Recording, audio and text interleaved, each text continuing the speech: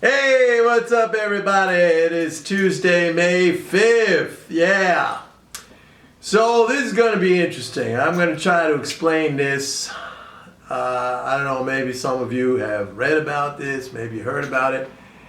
A German constitutional court ruled against, now you remember the ECB been buying bonds, sovereign bonds of all these countries. You know, they did it back in 2010 in the crash with Greece and Spain and Italy. But now, in reaction, in response to the virus, as a quote-unquote stimulus, right? All these central banks, they do the same thing. They're buying assets, thinking it's stimulus. Buying assets, sucking the assets out of the global economy. Hey, that's stimulus, right? Taking away all that income that would have been earned in the economy had those assets remained. Anyway, that's a whole separate thing. You know, I mean, I go crazy when I hear about this monetary, this, you know, enormous, insane reliance on monetary policy. Anyway, this German constitutional court said, hey, you can't do this anymore, ECB. You can't buy our sovereign bonds. You have to prove to us. They're giving them, I think it might be 2 weeks or so, I don't know. They're giving them a time frame. They're giving the ECB, the court's giving the ECB a time frame to prove or justify that this is necessary and, their words, proportional. Their words, but what does that mean, proportional? Essentially, what the court is saying is that, hey, if you buy our bonds, things are going to happen to the economy, like interest rates are going to go down. Yeah, hello, and things are going to happen to the economy. That is the whole point. Now, you have to remember something. Now, by the way, frankly, when you read this ruling, I mean, this is coming straight out of the head of a bunch of economic illiterates who are on the court, obviously. But that's not surprising. They're jurists, they're judges, they're not even economists, and we know that economists are economic illiterates. So the court's saying, hey, if you're buying all these bonds, we don't know if that's proportional. It could affect things like interest rates. It could affect things like the economy. Yeah, you just figured that out. No bleep. No kidding. Now you have to remember something which is really, you know, like if you think about this, it's crazy because none of these countries in the Eurozone, these Euro member states, they've all given up their own sovereign currency, right? Germany and France and Italy and Spain, you know, and Greece, they've all given up their own sovereign currency and they have no overarching fiscal authority. It's not like here in the United States or in the UK or in Canada or in Japan, right? You have the federal government, the central government, and that is the overriding fiscal authority. I mean, when push comes to shove, like here in the United States, you see what they're doing. Hey, we got to spend money, we got to support people. There is a fiscal authority in place that can issue currency. You don't have that with all these countries in Europe. You don't have that with Germany. You don't have that with Italy. You don't have that with Spain. You don't have that, all right, with France.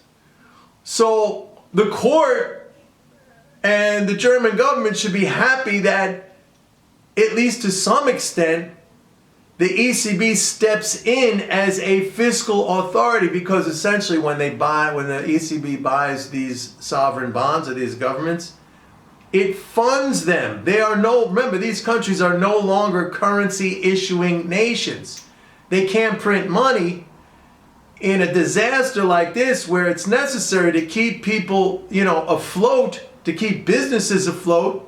You have to have finances in the system. They can't do that. They are constrained by the fact that they are currency users, not currency issuers. So here's the ECB saying, okay, we'll buy your bonds. That provides, and the court says, no, you can't do that. Now here's the problem, because first of all, I don't think this is going to stand? And by the way, just as an aside, they really knocked the euro down overnight because, this is somewhat problematic. Now, I don't think it's going to stand. I mean, somebody is going to be able, I think, to explain to the court, somebody from the ECB is going to be able to explain, look, if you don't have us, you don't have anything. And by the way, let's just follow that argument to its logical conclusion, right? Let's follow that logic.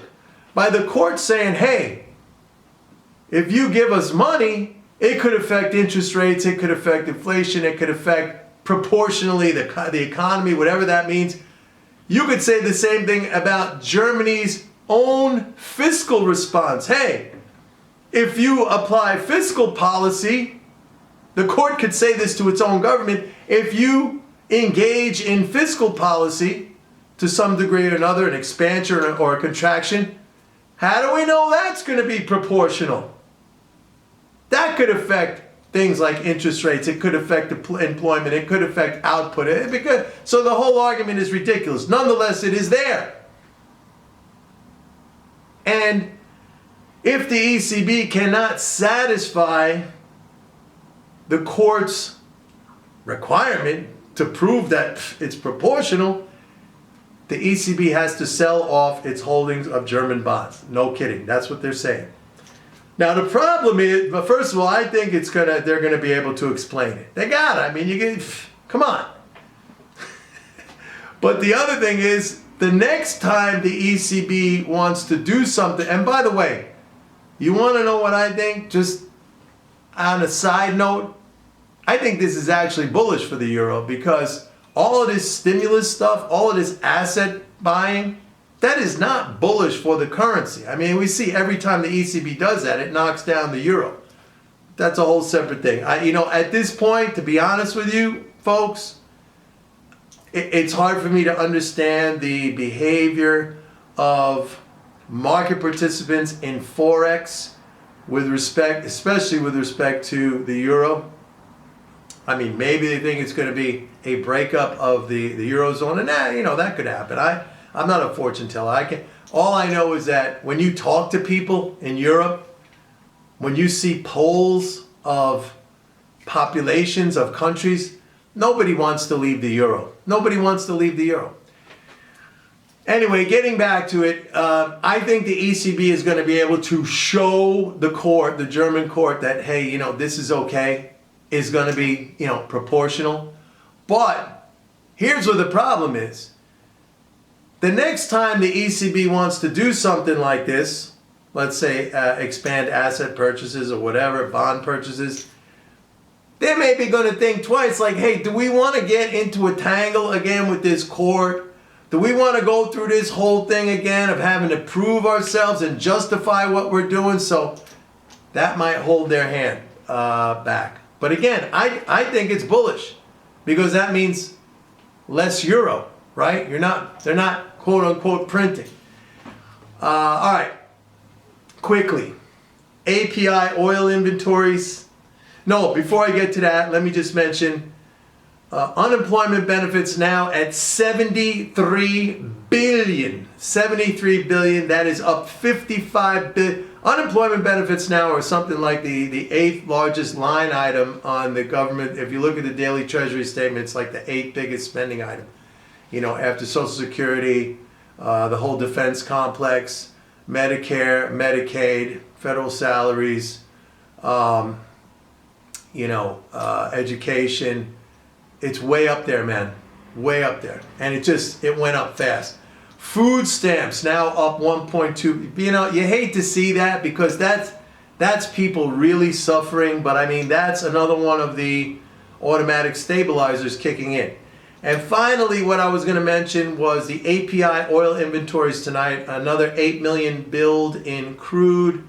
There was a draw in gasoline. I believe it was like a 2.7 million draw in gasoline, if I'm not mistaken. Maybe it was bigger than that. But there was a big build in distillate. So we had oil today up above 25 a barrel. I think it may be getting a little ahead of itself, but I want to see tomorrow's EIA weekly petroleum status report. Got to see what U.S. domestic production is. Got to see what exports, where that's happening, and importantly, demand. We want to see gasoline demand, we want to see distillate demand, and we want to see refiner inputs. All right, that's it for today. Go to my website. The link is right here in the description. Sign up for a 30-day free trial of MMT Trader. Remember, I got this information out every single day.